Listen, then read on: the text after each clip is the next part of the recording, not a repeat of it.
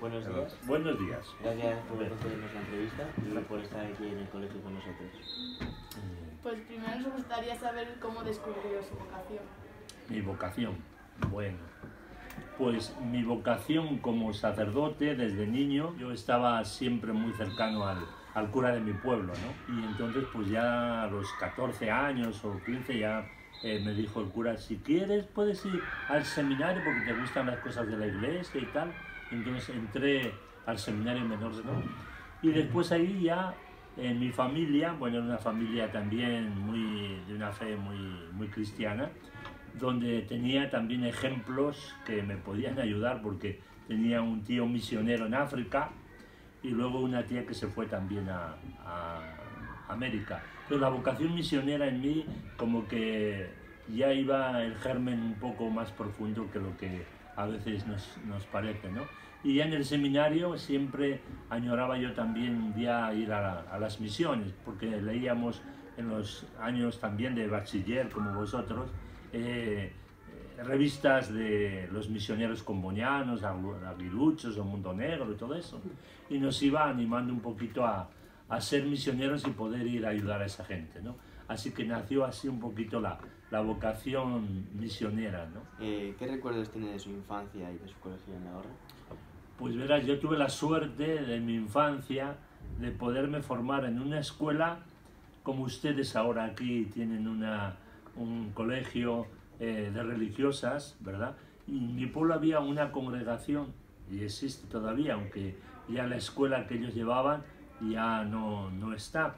Pero yo me formé desde niño con los hermanos de la Sagrada Familia y por eso entonces yo creo que providencialmente pues mi infancia la tengo como muy presente en lo que pasé en la escuela con los hermanos que nos formaban, nos ayudaban, y después pues como monaguillo en la parroquia. Esas son las cosas que uno recuerda más de la infancia, ¿no? Vale, ¿qué le empujó para irse a Ecuador? ¿Por qué Ecuador, verdad? ¿Por qué Ecuador? Ciertamente, como yo les decía, siempre tenía ese espíritu de ir a misiones, de ser misionero, pero no sabía en dónde. Entonces, estando yo de párroco en unos pueblos de los Pinares de Burgos, le pedí a mi tío de conocer un poco la misión. Y dice, pues vente a África y conoces. Entonces me fui más o menos un mes y medio para conocer su misión allá. Pero hacía un calor tan fuerte para mí que yo pensaba que no iba a poder adaptarme, porque era continuamente una temperatura casi de 40 grados y ciertamente me sentía como que me deshidrataba y dije, uy, este es un clima muy difícil para mí. Entonces, pero el espíritu misionero me gustaba, lo que hacía mi tío allá, me ayudó a mantener más mi vocación misionera. Pero llegó en que 2 años después, un hermano mío, hermano de la Sagrada Familia también, como mi tío, me llama porque estaba trabajando y llegó antes que yo a Ecuador. Y él me dice, mira, no pienses ir ni al África ni a ningún otro país, porque aquí hay un país que te necesita. Mira, en este país tenemos en la Amazonía, donde están los padres dominicos, el obispo se está muriendo. Y de misioneros hay un grupito pequeño que apenas ya son media docena. Así que es donde más se necesita. Y es muy difícil acá. Entonces, si no hay sacerdotes, no vamos a poder avanzar. Y por eso entonces me fui a Ecuador. Y desde el año 90 estoy en Ecuador, 30 años ya, ¿no? ¿Y cómo se siente al ayudar a los que de verdad lo necesitan? Yo creo que es una de las cosas que desde la vida cristiana tenemos que pensar, como dijo Jesús, ¿no? He venido a ayudar a los pobres, ¿no? Entonces pensar que los que lo necesitan son los preferidos de Jesús y deben ser los preferidos también de los que seguimos a Jesús, ¿no? Entonces por eso yo creo que uno se siente contento de identificarse con Jesús cuando da su vida por los más pobres, por los más necesitados. Siempre les podéis tener a un lado, pero a aquellos que más lo necesitan quizá están a veces lejos, ¿verdad? Porque nadie llega a socorrerlos. En este caso, pues en la Amazonía es una región muy difícil en cuanto a que haya personas que quieran dar su vida con las comunidades indígenas metidas en la selva y con tantas necesidades que hay, necesidades materiales, necesidades de todo tipo, ¿no? ¿Qué mensaje le daría a nuestra sociedad occidental? ¿Qué decimos hoy a los que tienen todo, no les falta de nada y sin embargo vemos que no son felices? Porque les falta quizá la riqueza principal. Y la riqueza principal es la riqueza espiritual, ¿no? Desde la fe. Sin embargo, es solo un mundo en el que estamos todos, ¿no? Pero, en definitiva, un mundo que se va apartando de Dios. ¿Por qué? Porque cree que todas sus necesidades están cubiertas. Tiene todas las comodidades que pueda querer, pero sin embargo está vacío. ¿Vacío de qué? De lo principal, de dar sentido a su vida, ¿no? De ver que la felicidad no lo dan las cosas, sino que la felicidad es algo más profundo y es vivir esa paz como ahora hemos descubierto en este sínodo amazónico, ¿no? De la armonía que nos enseña la naturaleza y de los pueblos que viven en ella, para estar en paz con Dios, estar en paz con uno mismo, estar en paz con los demás. Entonces esa armonía que tanto deseamos, pues quizá la tenemos que aprender allá donde menos pensamos. Yo pensaría que la sociedad occidental debe también pararse a pensar, ¿no?, qué es lo que verdaderamente más necesita hoy nuestro mundo. Y a la vez ver que el dinero, que parece ser que es el ídolo y el dios central de esta sociedad materialista y bastante secularizada, ¿verdad?, pues no da la felicidad. ¿Cree que si la Iglesia se renovara en determinados aspectos, habría mayor vocación? Pues yo creo que sí. Ciertamente hoy día la Iglesia nos pide una renovación, que es importante el sentirnos todos llamados a ser misioneros. ¿Quién es el misionero? Misionero es el que comparte su fe con aquellos que no lo conocen. Entonces yo creo que es importante que hoy, en tanta increencia hoy en nuestra sociedad aquí, en Europa, debemos llevar a Dios a los demás y debemos hablar de esa palabra viva que Jesús nos ha traído. Todos quieren que cambie, ¿no? Pues yo creo que es importante que nuestra Iglesia también se renueve, porque lo que no se renueva, en definitiva, es como el agua que está ahí estancada, se corrompe. ¿Y qué supone para vosotros el gesto solidario que realizan nuestras familias? Esto muy importante para nosotros, que valoramos mucho esa solidaridad, ¿no? Cuando a alguien le dice, mira, aquí necesitamos su ayuda, quiere decir entonces que establecemos una relación con alguien que lo necesita y con algo que yo aporto, se soluciona, diríamos, muchos de los problemas a nivel, por ejemplo, físicos, materiales y espirituales, porque un valor importante es rezar también por los que trabajamos allá, para que Dios nos dé fuerzas de perseverar en ella. Pero otra de las cosas es esa generosidad también de recurso económico para poder realizar las cosas que no se pueden realizar si no es con la solidaridad de otros que están quizá largos en la distancia, pero muy unidos en el espíritu. Bueno, pues como ya he dicho, acabo de asistir a un sínodo de la Amazonía que busca dar la respuesta a la realidad que caracteriza a los pueblos que habitan en la Amazonía. ¿Qué ha supuesto para los pueblos indígenas y para las comunidades que habitan en la Amazonía la celebración de este? Lo primero que ha supuesto para los pueblos indígenas es descubrir en la Iglesia una aliada, es decir, alguien que está con ellos, alguien que les acompaña, alguien que les defiende, alguien que les escucha. Ellos decían, a nosotros no nos quieren escuchar los gobernantes, no nos quieren escuchar los poderosos, pero la Iglesia nos ha escuchado.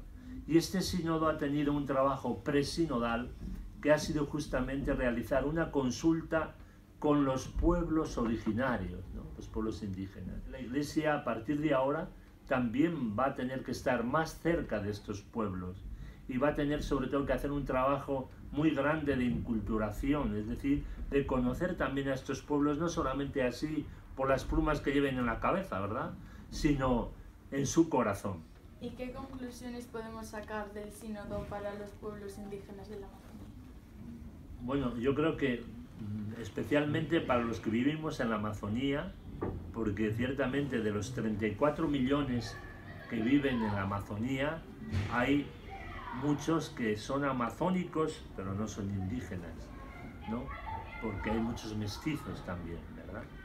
Pero hay unos, diríamos, 4 o 5 millones de indígenas que viven desperdigados por la selva en pequeñitas comunidades, ¿no? Y ciertamente el sínodo, a través de las conclusiones que ha sacado, la palabra transversal del sínodo es la palabra conversión.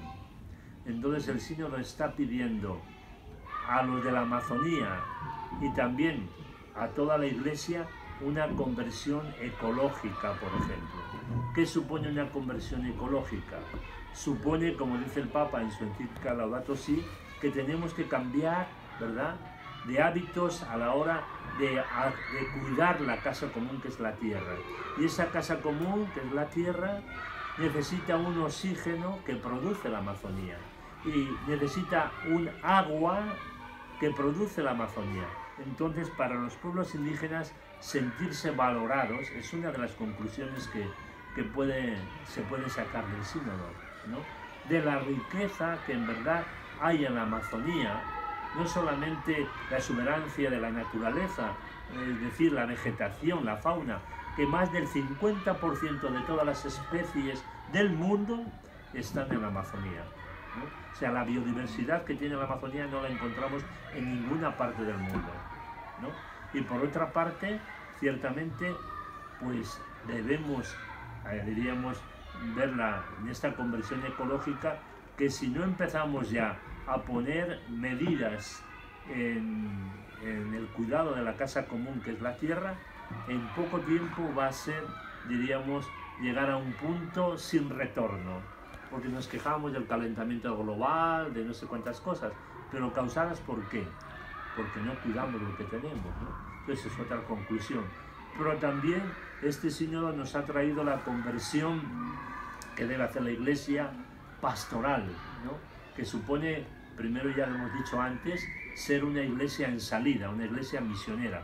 El cristiano que no es misionero no es un cristiano maduro. El cristiano que verdaderamente quiera sentirse cristiano tiene que ser capaz de salir de sí mismo para compartir su fe. Por otra parte, valorar las culturas, que es otra de las cosas importantes para las comunidades indígenas.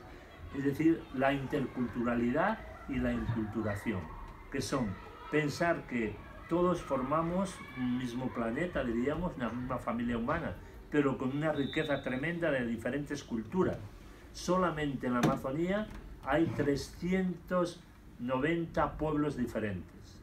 Y de esos hay 120 que están en aislamiento voluntario.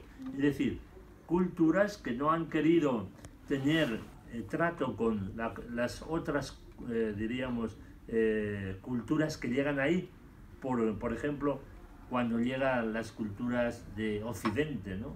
Porque van totalmente a veces a deforestar con el extractivismo minero o petrolero. Entonces ellos han tenido que meterse más a la selva cuando han venido empresas que han querido explotar su territorio. Y es más, a la vez les han dejado a veces sin tierra, ¿no? Entonces son derechos que ellos tienen y que no se les ha respetado, ¿no? Por ejemplo, ¿no? Entonces hay la conversión cultural que también nos pide este sínodo para que entendamos el respeto a las culturas. Igualmente lo que decíamos, la última conversión sinodal. La palabra sínodo es una palabra griega que significa caminar juntos, ¿no? A veces en la iglesia queremos cada uno ir como francotiradores por nuestra cuenta. Entonces, este sínodo nos ha descubierto que verdaderamente es muy importante que la Iglesia camine sinodalmente, es decir, formando una familia, juntos, bajo una misma dirección. Y a pesar de nuestras formas diferentes, diríamos, de ser, ¿no? Tenemos que buscar lo que nos une, ¿no? Y ver que entre todos, caminando juntos, esa iglesia sinodal nos va a ayudar a mejorar también en las estructuras que tenemos. Antes siempre se ha visto la iglesia desde arriba, ¿verdad?, que es la que, diríamos, pues determina las cosas. Ahora no, el Papa ha dicho que la Amazonía es como esas periferias que han venido a ser el centro de la ciudad, es decir, lo que ha iluminado a nuestra sociedad occidental, ¿no? Entonces es importante ver esta perspectiva, y a partir de ahora marca un antes y un después. ¿En qué? En que los laicos van a tener que tomar posta para ser verdaderamente los futuros evangelizadores en el mundo. De tal manera que va a ser una iglesia más ministerial y menos clerical. Me gustaría hacerte una pregunta más personal, porque sabemos que llevas 20 años viviendo fuera de España. 30. Bueno, 30 años viviendo fuera de España. Entonces, ¿qué es lo que más echas de menos de España? Bueno, pues ya sabemos, ¿verdad?, que cuando uno llega a un sitio nuevo tiene que acostumbrarse y adaptarse a la realidad. Lo que más me costó al principio a mí es que allí faltaba el pan, por ejemplo. Entonces, aquí en Castilla, tan acostumbrados a tener pan en todas las comidas, allí solamente hay pan para el café, que llamamos, para el desayuno, En el desayuno sí hay pan, pero ni para comer ni para cenar hay pan, ¿no? Entonces todo es sustituido por arroz.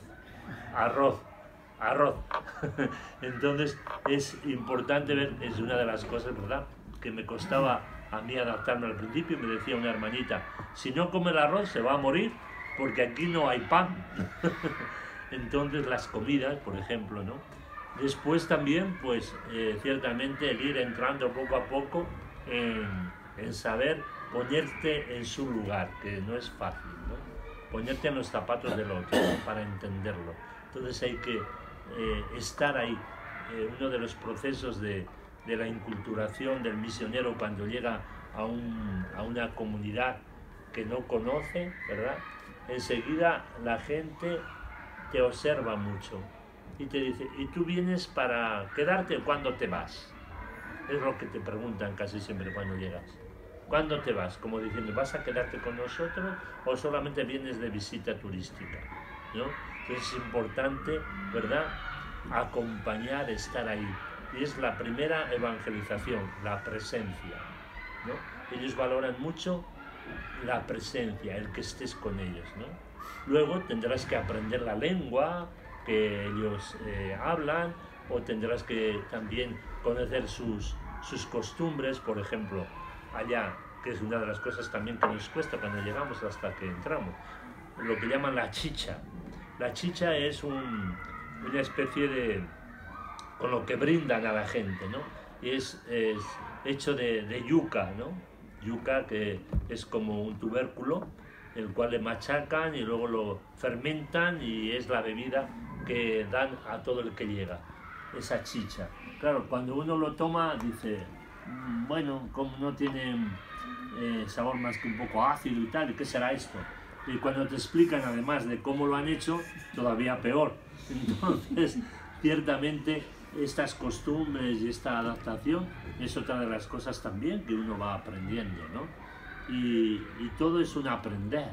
Y lo mismo, pues, lo que supone recorrer trochas por la selva, ¿no? El cansancio del camino, que cuando llegas allá, por ejemplo, y bueno, pues la alegría que ellos sienten cuando llega el misionero, ¿no? Y son pueblos también agradecidos, ¿no? De decir, pues, qué bueno que viniste a traernos algo que nosotros no tenemos. Ustedes aquí tienen la iglesia y todos los días hay misa. Allí el misionero llega una vez al año, por ejemplo, en alguna comunidad, o cada 3 meses, y no hay más. Entonces, valorar lo que se tiene, ¿verdad?, es otra de las cosas importantes. Y poco a poco descubrir, pues, la riqueza de sus culturas. La inculturación es un proceso lento, ¿no?, que a veces el misionero se tiene que cargar mucho de paciencia, ¿no? La paciencia es una virtud a prueba que le pone al misionero rápidamente. Si no eres paciente, difícil vas a ser eficaz en el trabajo misionero, ¿no? Hay que saber, pues, tener mucha paciencia, ¿eh? esa es una de las cosas que quizá más, ¿no? Pues gracias por atendernos y esperemos que continúe con sus misiones. Pues muchas gracias también a vosotros por esta entrevista, y ciertamente pienso que lo que hemos compartido aquí les pueda servir a todos en el colegio y a tener ese espíritu misionero, sentirnos unidos en la oración, pidiendo también por los misioneros, igualmente en la solidaridad, porque todo es importante. Así que agradecemos a todo el colegio, a toda la institución por ese interés por las misiones, igualmente para que ustedes también pues, se dejen guiar por el Espíritu. Quizá alguno o alguna le pueda también invitar a ser misionero o misionera, ¿no? Y ir por la selva.